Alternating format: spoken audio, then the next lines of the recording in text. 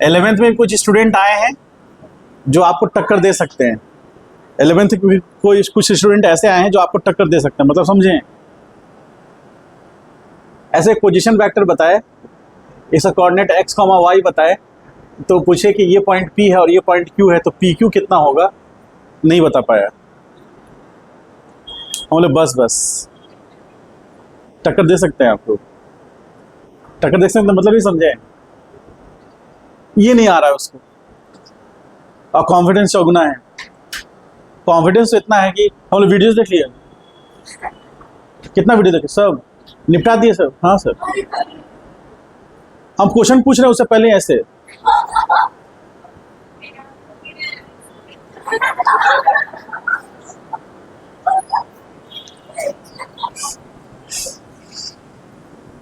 हम तो चाहते हैं कि कोई ऐसा मिले,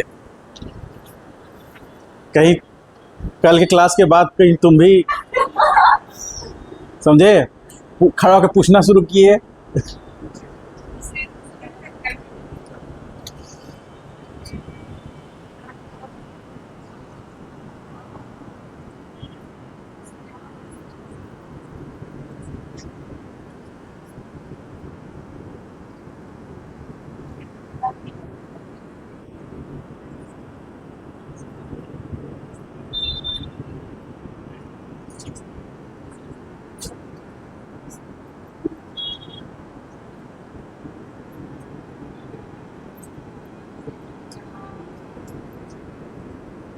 चलिए हेडिंग दीजिए तो।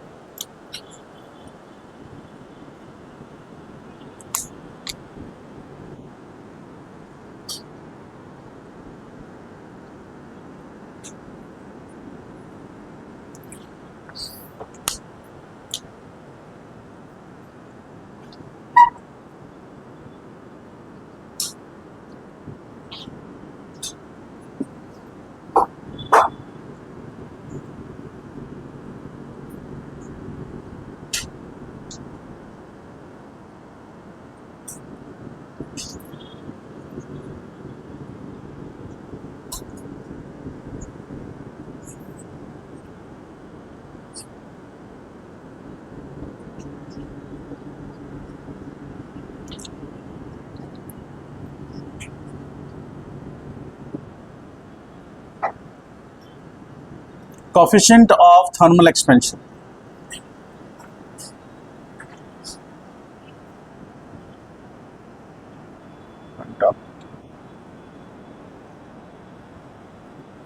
चलिए समझते हैं। यहाँ पर देखिए हीट ट्रांसफर किधर होगा, आपके लिए सिचुएशन क्या दिया हुआ है।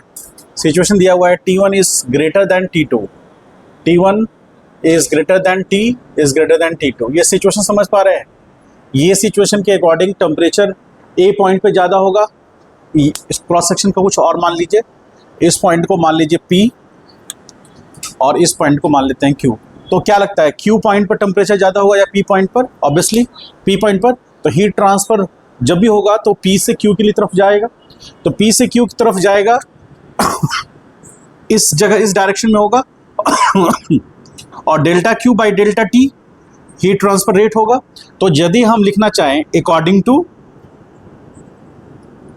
अकॉर्डिंग टू फूरियर्स लॉ,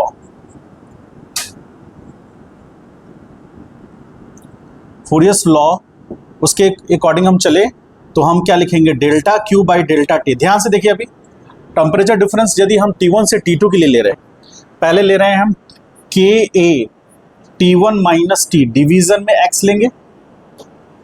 दूसरा क्या लेंगे, KA T1 माइनस T2, तो क्या लेंगे, L लेंगे, L लेंगे ना। ठीक है, अब देखिए ध्यान से, K कैंसिल आउट होगा और यहाँ पर X है तो यहाँ आ जाएगा T1 minus T by x is equal to T1 minus T2, ठीक है, बाई एल। अब इसको थोड़ा सा हम चेंजेस करें तो यहां पर क्या लिखेंगे, T1 minus T into L is equal to x into T1 minus T2, ऐसा लिख सकते हैं, लिख सकते हैं। माहौल बन रहा है क्या तुम्हारा? तुमको देख के लग रहा है कि बन रहा है, तुम ही पकड़े जाओगे, ठीक है, ये तो स्टूडेंट पे डिपेंड करता है ना वो बात। हाँ आओ, तो T1 into L minus T into L बराबर x into T1 minus x into T2। अब हमको क्या लेना है, हमको T निकालना है। मान लीजिए सपोज हमको T निकालना है, तो ये वाला टर्म इधर चला जाएगा और इस टर्म को इधर ले आएंगे तो क्या आ जाएगा, T1 into L minus x into T L, और यहाँ आ जाएगा plus x into T2 is equal to क्या आएगा, T इंटू एल। हो गया सर? अरे बोलिए, ठीक है। तो यहां पर अब यहां पर x कॉमन ले सकते हैं, T1 into L, T1 into L minus common लेंगे, माइनस x कॉमन लेंगे तो क्या बचेगा, T2 माइनस T1 बचेगा, ऐसा होगा? बोलिए, L से डिवाइड कर रहे हैं तो T इज इक्वल टू होगा T1 into L minus x into T2 minus T1, division में यहाँ L और यहाँ भी डिवीजन में L, तो T is equal to T1 minus x by L into, या फिर इसको ऐसे कर लीजिए, x into T2 minus T1 by L. कुछ समझ पा रहे हैं क्या हो रहा है? T1 क्या है, ये T क्या है, वेयर T क्या है, ये जो एक्सप्रेशन हम जो लाए हैं उसमें T क्या है? हाँ,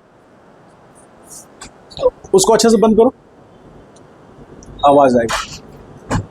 जो एक्सप्रेशन हम लोग लाए हैं ये एक्सप्रेशन, इसमें T क्या है और T1 क्या है, T2 क्या है? देखिए, T1 है वो टेम्परेचर जो इनिशियली हीट ट्रांसफर के लिए जो इनिशियल टेम्परेचर है वो है, उसके बाद इंटरमीडिएट टेम्परेचर T है और उसके बाद टेम्परेचर T2 है, क्योंकि ये देखिए T1 is greater than T and T is greater than T2, ठीक है। तो जैसे जैसे हम आगे बढ़ रहे हैं टेम्परेचर डाउन हो रहा है, होना भी चाहिए। तो अभी जो एक्सप्रेशन आया है इसमें T वेरिएबल है, T वेरी कर सकता है ना, और क्या वेरी कर सकता है, T1 तो कांस्टेंट रहेगा, इनिशियल टेम्परेचर है, यदि हम इसको इधर लाएंगे T1 से और नजदीक ले जाएंगे तो T बढ़ेगा, और यदि हम T2 के नजदीक ले जाएंगे तो T घटेगा, इसलिए T वेरिएबल है, ठीक। X वेरिएबल है क्या? X वेरिएबल नहीं है। X का वैल्यू क्या हो सकता है, X का maximum value X greater equal to 0 और less than equal to L हो सकता है, ठीक है।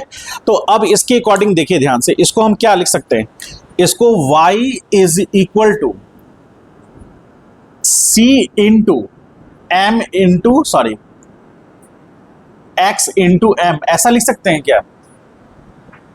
y is equal to C minus X into M, इसको रीअरेंज करके लिखना चाहे तो C माइनस MX। ये कुछ याद है क्या है? y equal to C minus MX क्या है, बोलिए। वेयर y क्या है, T, C क्या है, T1 कांस्टेंट, और M क्या है, स्लोप, और इस C को हम लोग T1 जो ले रहे हैं यहां पर, इसको हम लोग बोलेंगे y इंटरसेप्ट, ठीक है, y intercept, slope of the curve, ठीक है, और x तो x है, x वेरिएबल है, तो यहां पर m बराबर क्या आ गया, T2 minus T1 by L आ गया। समझ पा रहे हैं? स्लोप ऑफ द कर्व आ गया, और यही क्या है, टेम्परेचर ग्रेडियंट, टेम्परेचर ग्रेडियंट इसी को कह रहे हैं। तो स्लोप हमारा कैसा बनेगा, ऐसा कुछ होगा क्या?